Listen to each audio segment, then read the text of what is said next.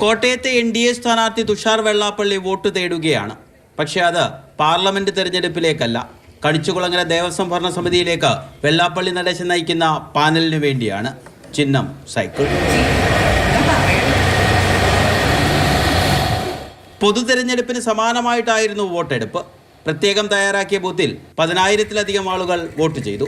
ഫലം വന്നപ്പോൾ മൃഗീയ ഭൂരിപക്ഷത്തിൽ വെള്ളാപ്പള്ളി നടേശന്റെ പാനൽ വിജയിച്ചു. വൈസ് പ്രസിഡന്റ് സ്ഥാനത്തേക്കാണ് തുഷാർ മത്സരിച്ചത്.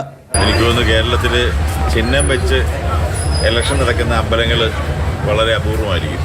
അമ്പലത്തിലെ അംഗങ്ങളായിട്ടുള്ള മുഴുവൻ ആളുകളും വന്ന് പരമാവധി വോട്ട് ചെയ്യാൻ ശ്രമിക്കുന്ന ഒരു ഇലക്ഷനാണിത്.